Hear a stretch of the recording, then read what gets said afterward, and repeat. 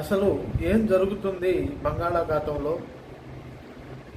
తమిళనాడు మీద ప్రకృతి ఎందుకు ఈ విధంగా కన్నెర్ర చేసింది? అంటే ఏదో అనుకున్నారు, 10 రోజుల్లో 3 తుఫాన్లు. దీని గురించి ఈ వీడియోలో తెలుసుకుందాం. రైతు సోదరులకు స్వాగతం. నేను మీ భాస్కరరావు. మీరు చూస్తున్నారు ఏరువాక అగ్రికల్చర్ యూట్యూబ్ ఛానల్. ఈరోజు మన వీడియోలో ప్రస్తుతం బంగాళాఖాతంలో కొనసాగుతున్న అల్పపీడనము మరియు 13వ తారీఖు అండమాన్ నికోబార్ ఐలాండ్లో ఏర్పడే 2వ తుఫాను, తరువాత 15-16 తారీఖుల్లో దక్షిణ మధ్య బంగాళాఖాతంలో ఏర్పడే మరో తుఫాను. ఈ 3 తుఫాన్ల గురించి తెలుసుకుందాం. ప్రస్తుతం బంగాళాఖాతంలో కొనసాగుతున్న ఈ అల్పపీడనం అనేది కొద్దిగా బలపడి వాయుగుండంగా మారి శ్రీలంక మీదుగా పయనించి ఇది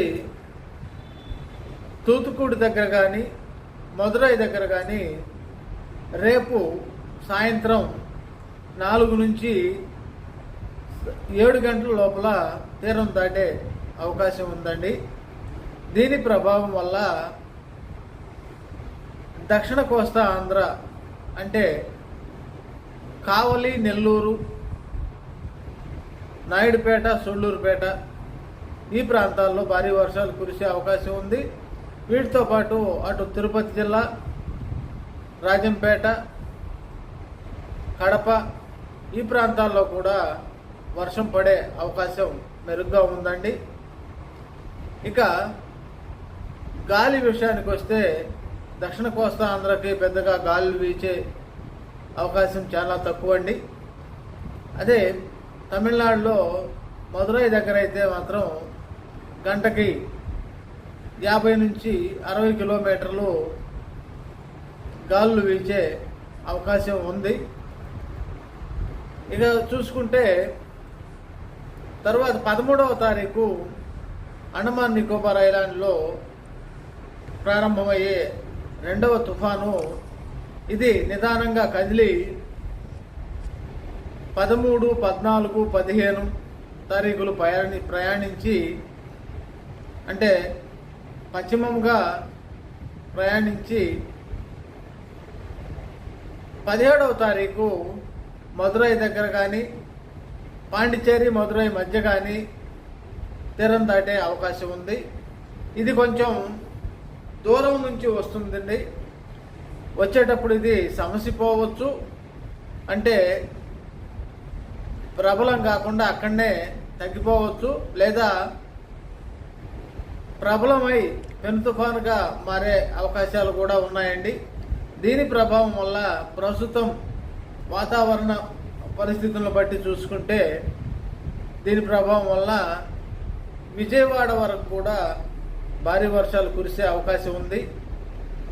దీని ప్రభావం మనకి 16, 17, 18 తారీఖుల్లో తెలుగు రాష్ట్రాల మీద ప్రభావం చూపే అవకాశం ఉందండి.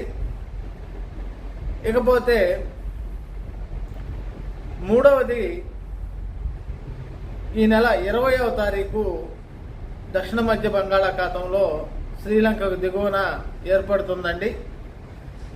దీని ప్రభావం ఎలా ఉంటుందో 2-3 రోజుల్లో కానీ మనకి పూర్తిగా అర్థం కాదండి. అయితే 20వ తారీఖు సమయంలో ఇది అక్కడ ఏర్పడుతుందనేది మాత్రం నిజం. వరుసగా 10 రోజుల్లో ఈ తుఫాన్లు ఏర్పడటం చాలా అరుదండి, చాలా అరుదుగా ఉంటుంది. ఒకే దగ్గర తీరాన్ని దాటడం కూడా చాలా అరుదుగా ఉంటుందండి. ఈ డిసెంబర్ 20వ తారీఖు వరకు తమిళనాడును తాకిన తుఫాన్లు ప్రస్తుతం ఉన్నది 2వది. మిగతావి 2 కూడా తమిళనాడులో ఒకే దగ్గర ఒక 100 కిలోమీటర్లు అటు ఇటుగా తీరాన్ని దాటుతున్నాయండి. దీన్ని బట్టి చూస్తే తమిళనాడు మీద ప్రకృతి కన్నెర చేసిందని అనుకోవాలి.